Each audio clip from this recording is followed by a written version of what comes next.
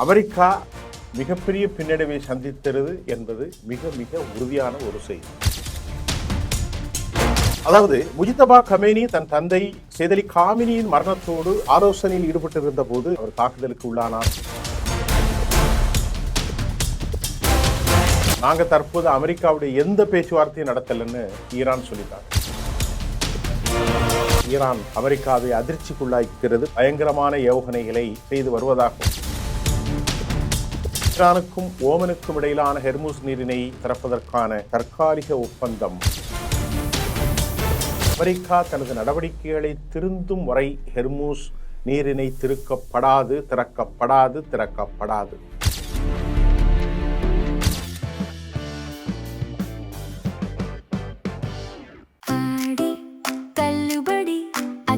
பேரும் 6 முதல் 60% வரை ஆடி தள்ளுபடியுடன் சூப்பர் சரவணா ஸ்டோர்ஸ், சென்னை, மதுரை, கோவை. நேயர்களே, இன்றைக்கு நாம் பார்க்க போகிறது ஈரானுடைய போர் என்ன நிலைமையில் இருக்கிறது. பலவேறு சந்தேகங்கள், பலவேறு கேள்விகள் எழுதாலும் கூட அமெரிக்கா மிகப்பெரிய பின்னடைவை சந்தித்தது என்பது மிக மிக உறுதியான ஒரு செய்தி. இரண்டாவது செய்தி, இன்றைக்கு முஜித்தபா கமேனியுடைய உயிர்நிலை, அது வெளியிடப்பட்ட மெஹர் தொலைக்காட்சியினுடைய வீடியோ பதிவுகள், உண்மைத்தன்மை ஆதாரங்கள். மூன்றாவது, அமெரிக்காவுக்கு ஹெர்முஸ் வளைகுடாவை திறப்பதற்கு ஈரான் விதித்திருக்கிற நிபந்தனைகளையும் சவுதி ஹவுதிகளினுடைய மோதலால் ஏற்படுகிற தாக்கத்தையும் இன்னும் பல செய்திகளோடு இன்று காலை நான் உங்களை சந்திக்கின்றேன். முதற்கண், கடந்த 42 நாட்கள், 6 மாதங்கள், 42 நாட்கள் போரில், ஈரான் தாக்குதலில் அமெரிக்காவில் எதையெல்லாம் அவர்கள் நாசம் செய்தார்களோ அதனுடைய உதிரி பாகங்களை ஏராளமாக அவர்கள் கண்காட்சிக்கு வைத்திருக்கிறார்கள். இவற்றில் சில உதிரி பாகங்கள் ஈரானின் உள்ளே வந்து தாக்குதல் நடத்திய விமானங்கள், அமெரிக்காவினுடைய தளங்களான அல் உதி தளம், அதே போன்று அல் சலேம் தளம், 5th ஃப்ளீட், அல் சுல்தான் மற்றும் ஏராளமான தளங்களில், ஜொர்டானுடைய தளங்கள் எல்லாவற்றையும் நாசம் செய்த அது எண்ணிலடங்காத காட்சியில் தற்போது குகைகளுக்குள், மலைகளின் கீழ் ஈரான் காட்சிப்படுத்திய அமெரிக்காவின் முதலாவது ஃப்ளைட் F-15 ஈகிள் ஜெட் விமானங்கள். இது பெரிய அளவிலான அமெரிக்கர்களுக்கு போரில் வல்லமை கொண்டது. இதை கூட அவர்கள் அடித்திருக்கிறார்கள்.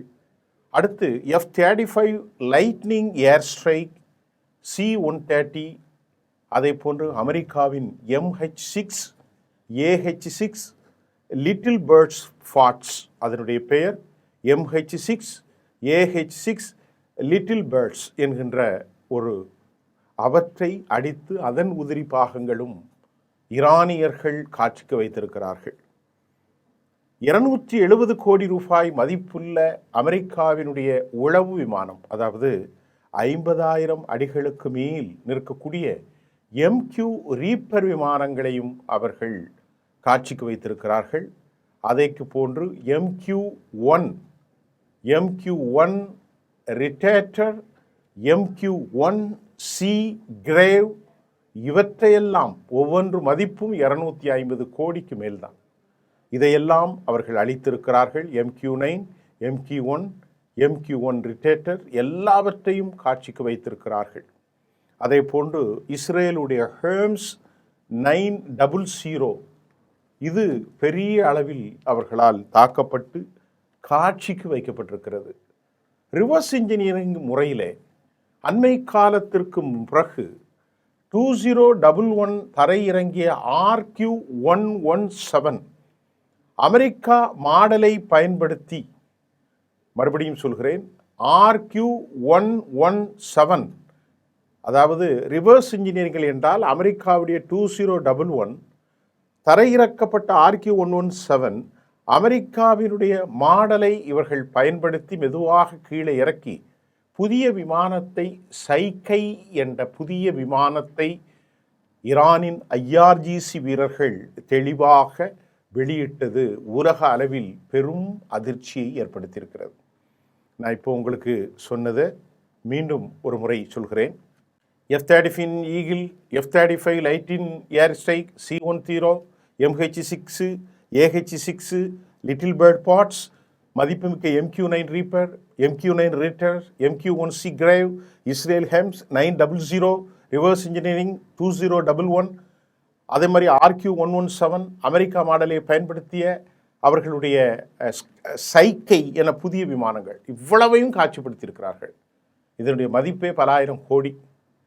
இப்போது அமெரிக்கா இதையெல்லாம் வைத்து கொண்டுதான் இல்லை F-35 ஸ்டெல்த் விமானங்கள் கருப்பு பூச்சிக்களாக இருக்கும் உலகத்தில் தங்களை யாராலும் எதிர்கொள்ள முடியாது. F-30, F-15 eagle, F-18 hornet, F-22 ரெப்டார், F-16 eagle, இதெல்லாம் F-15, F-16 இதையெல்லாம் ரொம்ப வேகமாக குண்டுகளை ஏவுகணை வீசு இதையெல்லாம் அடித்து துவம்சம் செய்திருக்கிறார்கள். இப்போ அமெரிக்காவுக்கு இது பின்னடைவா என்பதை நீங்கள் ஈரான் வெளியிட்ட இந்த காட்சியின் மூலம் புரிந்து கொள்ளலாம். இரண்டாவது நாம் பார்க்கிறது முஜிதபா கமேனியுடைய வீடியோ மெஹர் டிவியில் வெளியாக இருக்கிறது. உலகின் பல்வேறு நாடுகள் மத்தியில் இது ஒரு பெரும் பேச்சு பொருளாக மட்டுமில்லை, பரபரப்பை ஏற்படுத்தி வருகிறது என்பது யதார்த்தமான நிலை. இதை பற்றி ஒரு செய்தி தொகுப்பு. அதாவது முஜிதபா கமேனி தன் தந்தை சையத் அலி காமினியின் மரணத்தோடு அவர் ஆலோசனையில் ஈடுபட்டிருந்த போது அங்கே அவர் தாக்குதலுக்கு உள்ளானார், அவர் மீது முகம் சிதைந்தது என்றெல்லாம் பல்வேறு தகவல்கள் வெளியாகி இருக்கிற நேரத்தில் 2-3 தினங்களுக்கு முன்பு ஜெருசலேம் போஸ்ட் மற்றும் சேனல் 14 சில செய்திகளை வெளியிட்டிருந்தார்கள். அதில் அவருடைய உடல்நிலை மிகுந்த கவலைக்குரியதாக இருக்கிறதாகவும் மிக விரைவிலே அவர் மேட்ரியாட்ஸ் என்ன சொல்வது தியாகிகளின் இறைவழி மரணத்தை அவர் சந்திப்பார், அது சந்தித்தாலும் நாங்கள் சந்தோஷப்படுவோம் என்றெல்லாம் இஸ்ரேலுடைய ஜெருசலேம் போஸ்ட் செய்தியும் C-14 செய்தியும் வெளியிட்டிருந்தது. தற்போது இதற்கு பதிலளித்திருக்கிற ஈரான் அவர் நல்ல ஆரோக்கியத்தோடு உடல்நலத்தோடு மதுஹப் சம்பந்தப்பட்ட இஸ்லாமிய அறிஞர்களோடு அவர் இன்ஸ்டிடியூஷனல் கான்வர்சேஷன் வித் இஸ்லாமிக் கிளாரிக்ஸ் என்ற தகவல் வந்து கொண்டிருக்கிறது. அந்த படம் அமெரிக்கர்களுக்கும் CIA மற்றும் முசாத் சின்பட் அமைப்புகள் தீவிரமான ஆய்வுகளில் ஈடுபட்டு வருகிறார்கள். அவருடைய உடல்நிலை இது எப்போது எடுக்கப்பட்டோம் எந்த படம் என்பது உறுதி செய்யப்படவில்லை. ஆனால் ஈரான் அது உண்மையான படம் என்றும் அரபு நாடுகளின் மிக முக்கியமான பத்திரிகையான அந்த பத்திரிகை ரொம்ப தெளிவாக ஒரு கருத்தை வைக்கின்றது. அதாவது அவர் ஈரானில் இல்லை, அவர் அயலகத்தில் இருப்பதாகவும் கூட அந்த செய்தி வெளியிட்டிருக்கிறது.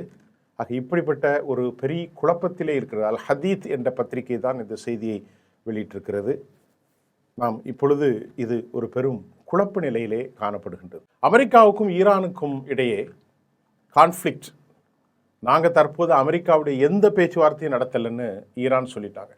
நாங்கள் தற்போது அமெரிக்காவுடன் எந்த பேச்சையும் நடத்தவில்லை, இடைத்தரகரின் மூலம் மட்டுமே செய்திகள் பரிமாறிக்கொள்ளப்படுகிறது, அவ்வளவுதான். இதை பேச்சுவார்த்தை என்று சொல்ல முடியாது, இது வெறும் செய்தி பரிமாற்றம் மட்டுமே என்று ஈரான் தெளிவாக சொல்லியிருக்கிறது.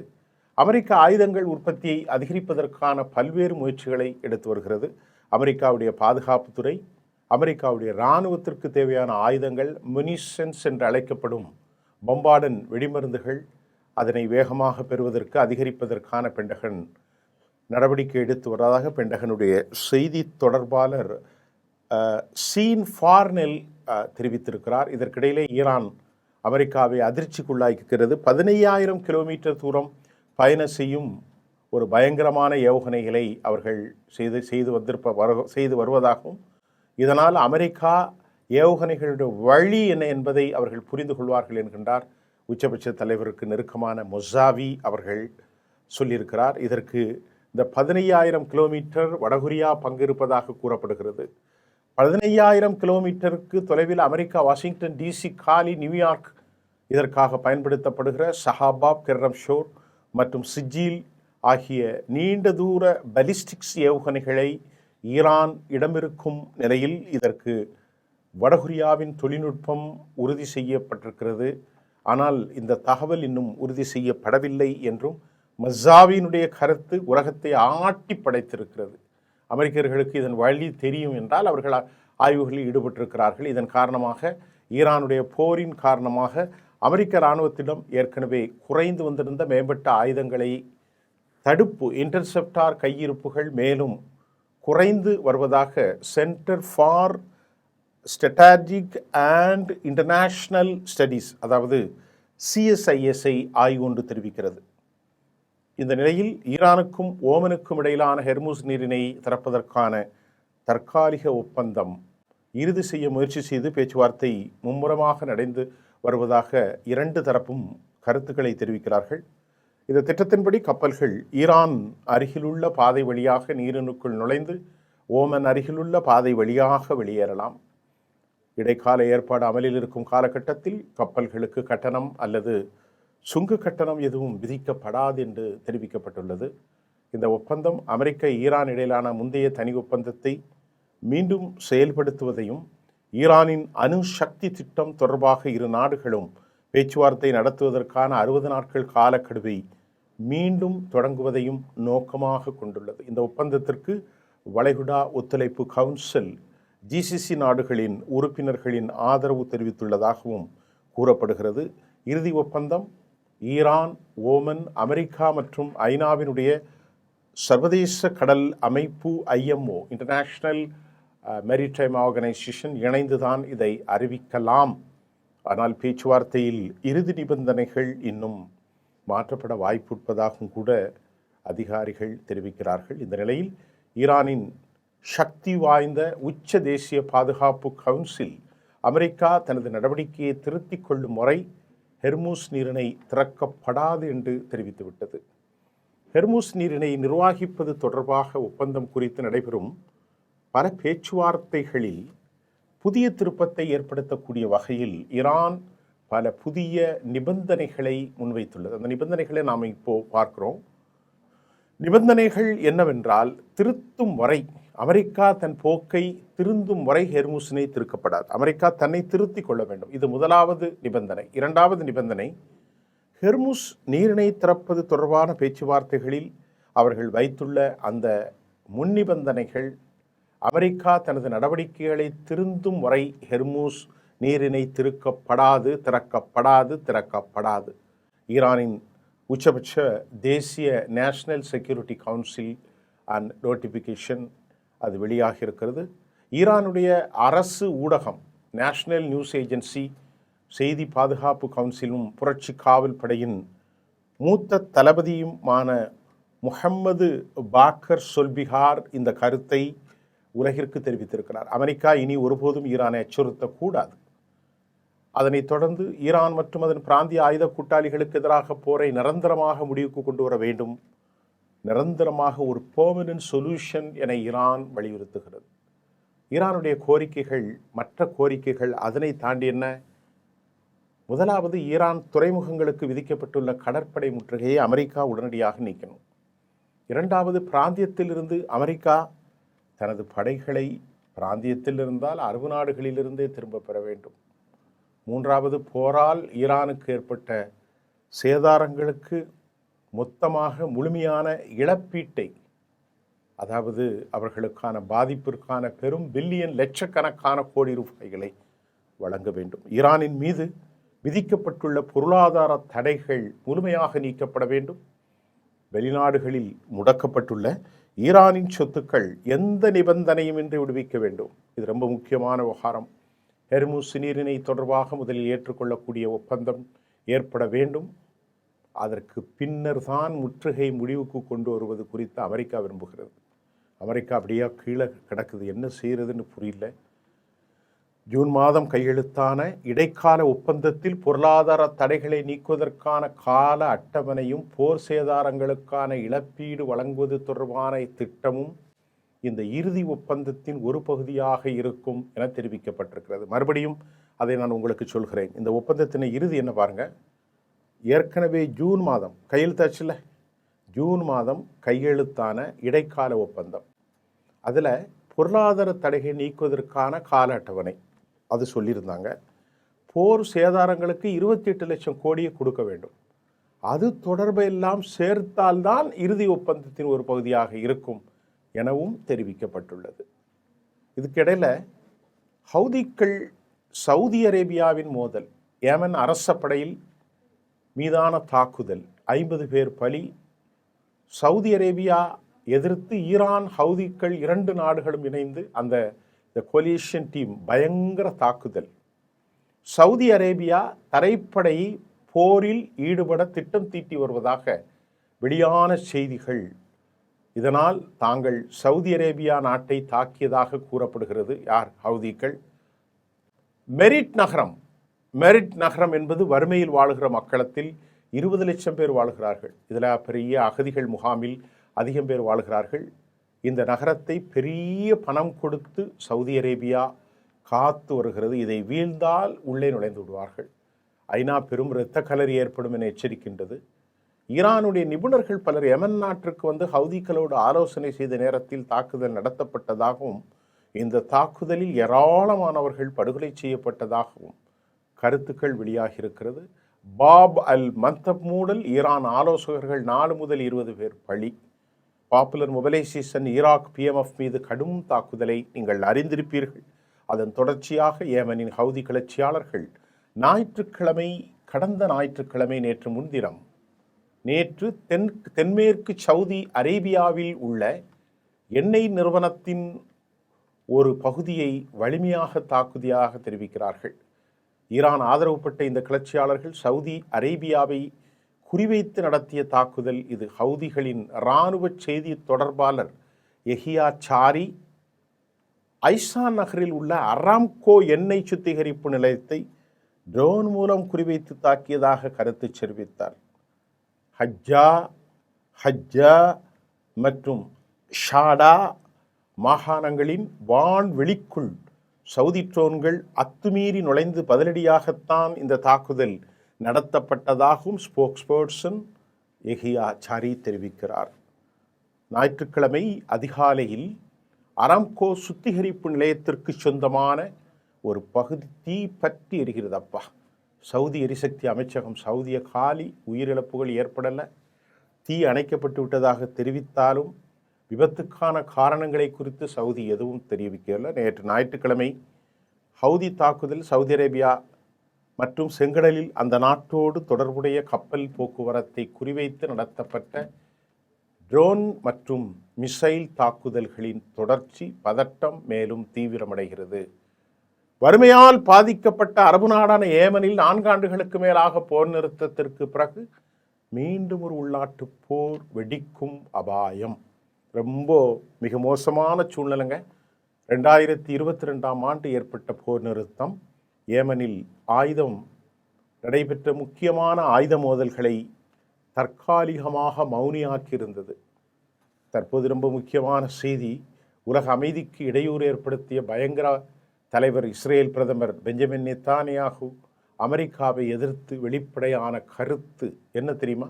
இதுவரையில் நீர் பூத்த நெருப்பாக இருந்து வந்த நிலையில் தற்போது வெடித்து சிதறலின் காரணமாக அமெரிக்கா தான் மட்டும் தப்பி ஓடுவதற்கு தான் திட்டம் போடுகிறார்கள். அமெரிக்கா அண்மையில் வெளியிட்ட டொனால்ட் ட்ரம்புடைய போர்ட் ஆஃப் பீஸ் குறித்து கருத்து தெரிவிக்க தயங்கிய நிலையில் அமெரிக்கா காசா வருவதை இஸ்ரேல் ஒருபோதும் விரும்பவில்லை.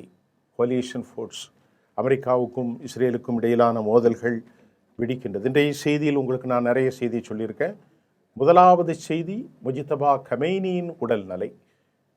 அதற்கு முதலாவதாவது செய்தி ஈரானில் காட்சிப்படுத்தப்பட்ட விமான பாகங்கள், ஏமனுடைய தாக்குதல்கள், ஈரானுடைய கண்டிஷன்ஸ் நிறைய சொல்லியிருக்கேன். இது இன்றைய செய்திகள். நேற்றைய செய்திகள் தொடர்ச்சி. ஈரானுடைய கைகள் வலிமை வாய்ந்திருக்கிறது. உங்களுக்கு தெரியும், நாம் இதை எதையும் கூட்டி குறைத்து சொல்ல வேண்டிய தேவையில்லை. ஈரான் அழிவை சந்தித்தாலும் மன வலிமையே அது இழக்கவில்லை. ஆயுதங்களும் கொத்து கொத்தாக குவிந்திருக்கிறது. அமெரிக்காவில் பெரும் மோதல். டான் கேன் போரை நிறுத்த வேண்டும் என்கின்றார். அமெரிக்காவினுடைய ஜேடி வான்ஸ் போரை நிறுத்துவதற்கு பீர் ஹெர்ஷட்டுக்கும் அமெரிக்க அதிபர் டொனால்ட் ட்ரம்புக்கும் மைக்ரோ ரூபியோ, மைக் ஹொகூபி போன்ற தலைவர்களுக்கு இடையே, அதாவது மிக முக்கியமாக உங்களுக்கு சொல்லப்போனால் மிக முக்கியமாக அமெரிக்கா இஸ்ரேல் ஆதரவாளர்களுக்கு எதிராக மக்கள் கிளைந்தெழுத்திருக்கிறார்கள். வருத்தத்தோடு ஒரு மிக முக்கியமான ஒரு செய்தியை நான் உங்களுக்கு சொல்ல கடமைப்பட்டிருக்கிறேன். இதற்கு முன்னால் அமெரிக்காவினுடைய ஜனாதிபதியாக இருந்த மரியாதைக்குரிய ஐயா ஜோ பிடன் அவர்கள் மிகுந்த உடல் கேன்சரால், புராஸ்டேட் கேன்சரால் அவர்கள் பாதிக்கப்பட்டிருக்கிறார்கள். அவர்களுக்கு வயது 78-80 வயது ஆகப் போகிறது. மரியாதைக்குரிய திரு ஜோ பிடன் அவர்கள் இந்த புராஸ்டேட் கேன்சரின் மூலமாக ஏற்பட்ட தாக்கம் அவர் எலும்பு பகுதிகளை அது ஆழமாக ஊடுருவி இருக்கிறது. அவரை காப்பாற்றுவது ஒரு கடினமான விஷயம் என்று அமெரிக்க மருத்துவத்துறை அறிவித்திருக்கிறார்கள். இதுதான் உலக வாழ்க்கை. அவர்களும் கூட இந்த போரிலே, காசாவின் போரிலே இஸ்ரேலை கடுமையாக சந்தித்தார். டெமோக்ராட்ஸ் பார்ட்டியினுடைய மிக முக்கிய தலைவர், பிரசிடென்ட். ஆனால் இதையெல்லாம் மறந்துதான் இன்றைக்கு டொனால்ட் ட்ரம்ப் மத்திய கிழக்கில் புலிவாலை பிடித்த கதையாக மாற்றிக்கொண்டிருக்கிறார். மீண்டும் நாளை புதிய செய்திகளோடு சந்திப்போம். நன்றி.